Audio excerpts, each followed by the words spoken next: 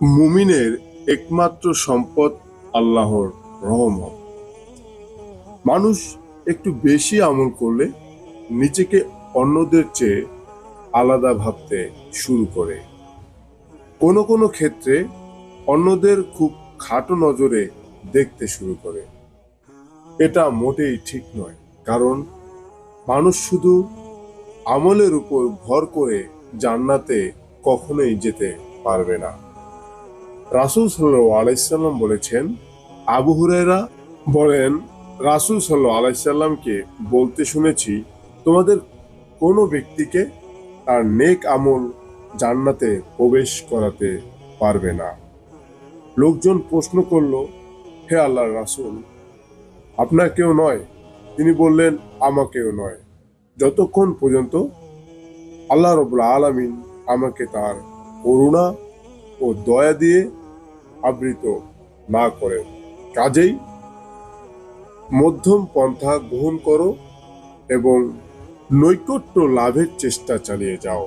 আর তোমাদের মধ্যে কেউ যেন মৃত্যু কামনা না করে, কেননা সে ভালো লোক হলেও বয়স দ্বারা তার নেক আমল বৃদ্ধি হতে পারে, আর খারাপ লোক হলে সে তওবা করার সুযোগ পাবে। বুখারী শরীফের হাদিস, 5673 নম্বর পৃষ্ঠা। উপরোক্ত হাদিস দ্বারা স্পষ্ট হয়ে যায় যে মানুষ নিজের যোগ্যতা ও আমল নয়, বরং আল্লাহ তাআলার অনুগ্রহেই নাজাত পেতে পারে। মুমিনের একমাত্র সম্পদ আল্লাহর রহমত। আল্লাহর রহমতে আশাই আমাদের পাথেয়। পবিত্র কোরআনে ইরশাদ হয়েছে, হে আমার বান্দারা, যারা নিজেদের প্রতি অবিচার করেছে, আল্লাহর অনুগ্রহ থেকে নিরাশ হয়ো না। সন্দেহ নেই, আল্লাহ সব পাপ ক্ষমা করে দেবেন। নিশ্চয়ই তিনি ক্ষমাশীল, দয়ালু। সূরা জুমার আয়াত সংখ্যা 53। তবে মনে রাখতে হবে, নিজের সাধ্যটুকু বিলিয়ে দিয়ে আশা পোষণ করতে হবে।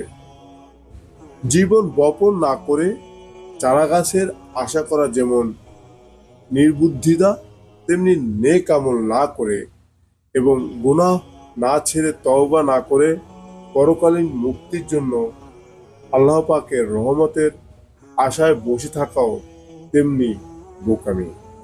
আবার অনেক নেক আমল করে তা নিয়ে অহংকার করা আরো বড় বোকামি, কারণ সর্বপ্রথম অহংকার করেছিল অভিশপ্ত ইবলিস। অহংকার করে সে চিরদিনের জন্য আল্লাহর রহমত থেকে বঞ্চিত হয়েছে। কাজেই মানুষের মধ্যে অহংকারী মনোবৃত্তি শয়তানি চরিত্রের বহিঃপ্রকাশ। এ ধরনের চরিত্র মানুষের জান্নাতে যাওয়ার পথকে বন্ধ করে দেয়।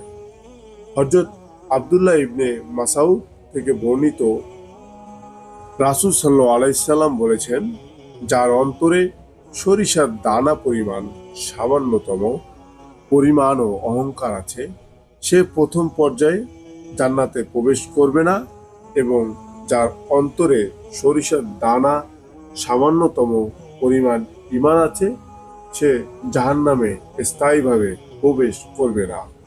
ইবনে মাজাহ শরীফের হাদিস, 59 নম্বর পৃষ্ঠা। তাই আমাদের উচিত নিজেদের সামান্য আমলেই অহংকারী না হয়ে সর্বদা আল্লাহর দরবারে তওবা করা, অন্যকে আমলের দিক থেকে ছোট না করে নিজের আমলকে কলঙ্কমুক্ত করার চেষ্টা করতে হবে। কারণ মহান আল্লাহ কাকে কোন ওসিলায় নাজাত করে দিবেন, মাফ করে দিবেন, তা তিনি নিজেই জানেন। আল্লাহ আমাদের হেফাজত করুন। আল্লাহ রাব্বুল আলামিন প্রত্যেকটি মানুষের নেক আমল তার ঈমান নিয়ে মৃত্যুবরণ করার কথা বলেছেন, এবং তার ভালো এবং খারাপ কাজের দুটোটারই পুঙ্খানুপুঙ্খানুভাবে হিসাব নেওয়া হবে। আল্লাহ রবুল আলামিন কাউকে নিরাশ করবেন না। রবুল আলামিন রোজ হাসরের ময়দানে তার মিজানের পাল্লায় যার নেকের আমল ভারী হবে, আল্লাহ রবুল আলামিন তার আমলনামা ডান হাতে দিয়ে তাকে জান্নাতে পাঠিয়ে দিবেন। আর যার নেক আমল না থাকবে, যার পাপের পাল্লা ভারী হয়ে যাবে, তাকে বাম হাত থেকে পিছন দিক দিয়ে তার আমলনামা দেওয়া হবে এবং তিনি জাহান্নামে চলে যাবেন। আল্লাহ আমাদের এই বিপদ থেকে রক্ষা করুন। আজকে পর্যন্তই। সবাই ভালো থাকুন, সুস্থ থাকুন। আসসালামু আলাইকুম ওয়া রাহমাতুল্লাহি ওয়া বারাকাতুহু।